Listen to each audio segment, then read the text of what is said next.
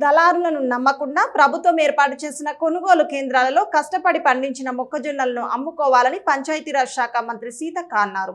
మహబూబాబాద్ జిల్లా కొత్తగూడ మండలం పర్యటనలో భాగంగా గాంధీనగర్లో జరిగిన కోఆపరేటివ్ సొసైటీ ఆధ్వర్యంలో ఏర్పాటు చేసిన కొనుగోలు కేంద్రాన్ని ప్రారంభించారు.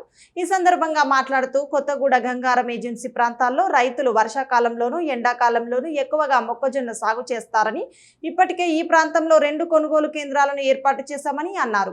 దళారులను నమ్మకుండా ప్రభుత్వం ఏర్పాటు చేసిన కొనుగోలు కేంద్రాల్లో మీరు కష్టపడి పండించిన మొక్కజొన్నను అమ్ముకోవాలని సూచించారు. అత్యధికంగా మొక్కజొన్న మీదనే ఆధారపడి బతుకుతూ ఉంటారు. ఎందుకంటే మనకు నీటి వసతి తక్కువ ఉండడంతో మొక్కజొన్న పంటల మీద ఎక్కువ ఆధారపడి పండుతూ ఉంటాయి. కాబట్టి మరి వర్షాకాలంతో పాటు ఇప్పుడు ఎండాకాలం కూడా మొక్కజొన్నను పండిస్తూ ఉన్నారు రైతులు.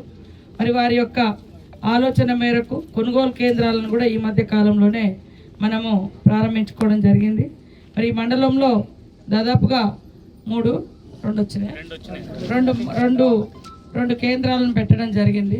ప్రతి ఊరికి కేంద్రం అంటే మరి మొక్కజొన్నలో అవకాశం లేదు, కానీ మనము వడ్లల్లో ధాన్యంలో ఉన్నది. ఇంకా 2 కోసం కూడా తప్పకుండా ప్రయత్నం చేస్తాం.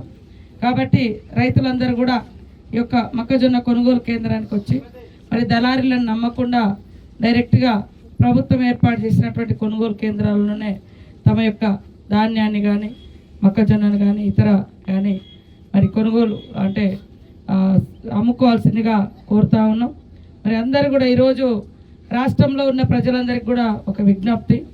అదేవిధంగా ఈరోజు చూస్తే ఎండలు విపరీతంగా పెరిగిపోయినాయి. దయచేసి పొద్దున 6 నుంచి 10 గంటల లోపు ఎండకు రావచ్చు, కానీ ఆ తర్వాత చూస్తే ఎండల్లో డైరెక్ట్గా ఎండ నెత్తి మీద పడే విధంగా ఉండొద్దు. ఖచ్చితంగా ఒక టవలో, ఒక క్యాపో, ఒక క్లాత్, ఏదో ఒక గుడ్డ నెత్తి మీద వేసుకోండి. మరి మిట్ట మధ్యాహ్నం కానీ 3-4 గంటల వరకు కూడా బయటికి రాకుండా మంచి జాగ్రత్తలు తీసుకోవాలని కోరుతా ఉన్నాం. ఎండల తీవ్రత కూడా డిహైడ్రేట్ అయిపోయి మరి రకరకాలుగా జబ్బులకు, సన్ స్ట్రోక్కు ఎదురయ్యే అవకాశం ఉంటుంది. దీన్ని దృష్టిలో పెట్టుకొని ఇప్పటికే ములుగు జిల్లాలో మరి అన్ని గ్రామాలలో చలివేంద్రాలను కూడా పెట్టడం జరిగింది. ఈరోజు మా పంచాయతీరాజ్ కమిషనర్ గారికి కూడా ఆదేశాలు ఇవ్వడం జరిగింది.